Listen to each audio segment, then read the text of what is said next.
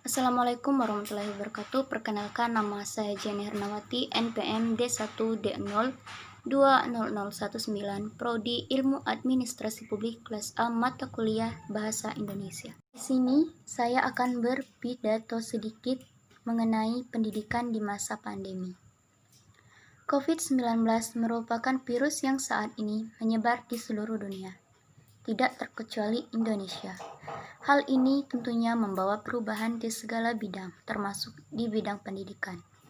Sekolah yang biasanya dipenuhi aktivitas pembelajaran kini menjadi sepi, karena pembelajaran sudah diganti dengan platform pendidikan berbasis internet.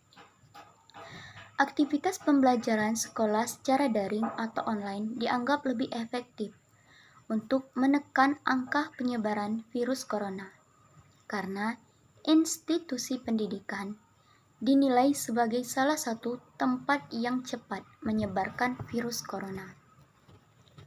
Pembelajaran daring atau online menjadi satu-satunya metode yang dapat digunakan pada masa pandemi saat ini.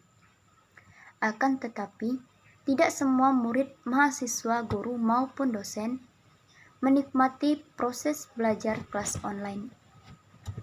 Ada yang tidak memiliki ponsel dan laptop. Ada yang tidak mampu membeli kuota internet. Ada yang punya, tetapi susah mendapatkan akses internet. Bahkan, di daerah tertentu, tidak ditemukannya jaringan internet. Hal tersebut tentunya menjadi penghambat aktivitas belajar siswa. Selain hal itu, ketekunan dan keseriusan siswa menjadi tuntutan lain.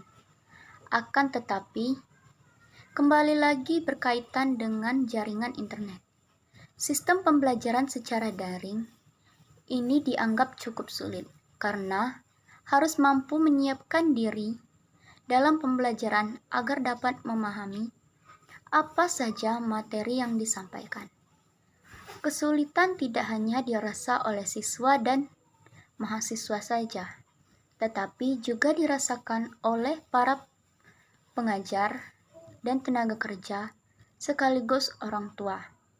Para tenaga pengajar cukup kesulitan mencari cara bagaimana agar materi jelas sampai ke siswa. Begitu juga dengan orang tua. Mereka harus mampu memutar otak, membantu anak-anak mereka menjawab soal yang tidak dipahami atau dimengerti oleh anak-anak mereka. Pembelajaran daring ini dapat menggunakan aplikasi seperti Zoom, Skype, Google Meet, Google Classroom, atau platform pembelajaran yang telah disediakan pihak sekolah dan universitas. Saat ini, kita harus mampu mengubah cara belajar kita yang semula secara tatap muka menjadi daring atau online, supaya apa saja materi yang disampaikan dapat dicerna dengan baik. Pembelajaran daring atau online juga menimbulkan dampak-dampak positif maupun dampak negatif. Di antaranya yaitu dampak positif. Pertama, dapat meningkatkan kadar interaksi pembelajar antara mahasiswa dan dosen. Kedua, memungkinkan terjadinya interaksi pembelajaran di mana saja. Ketiga, menjangkau mahasiswa dalam cakupan yang luas. Tidak hanya dampak positif, pembelajaran secara daring atau online juga memiliki dampak negatif yang dapat menghambat pembelajaran mahasiswa. Apa saja dampak negatifnya? Yang pertama, pelaksanaan daring masih membingungkan mahasiswa, dosen, maupun orang tua. Kedua, mahasiswa menjadi kurang pasif, tidak aktif, dan tidak kreatif. Ketiga, mahasiswa sulit konsentrasi. Keempat, mahasiswa menjadi stres dan tertekan.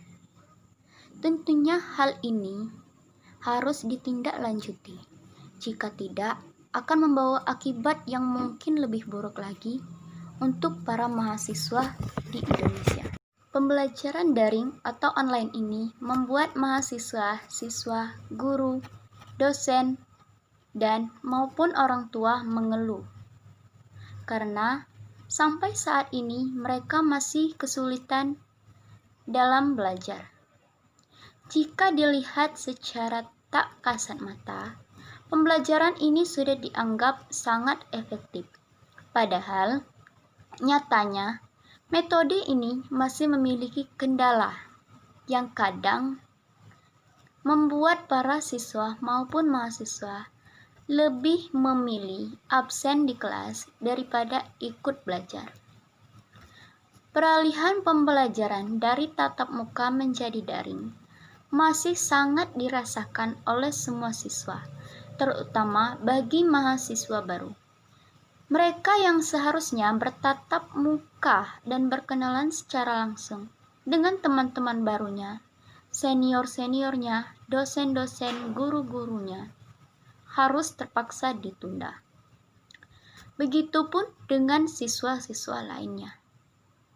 Tidak hanya aktivitas sekolah membuat mahasiswa dan siswa menjadi malas-malasan, tidak konsentrasi, tertekan, stres, bahkan ada yang lebih memilih mengakhiri hidupnya daripada kebingungan dengan sekolah online. Tentunya, hal ini harus diperhatikan oleh orang tua, karena saat ini peran orang tua lebih besar. Kita semua berharap COVID-19 cepat selesai, sehingga kita semua dapat belajar tatap muka secara langsung dan berkenalan dengan semua teman-teman kita. Hanya ini saja pidato yang dapat saya sampaikan. Lebih dan kurang saya mohon maaf. Kepada Allah saya mohon ampun. Wabillahi taufiq wal hidayah. Wassalamualaikum warahmatullahi wabarakatuh.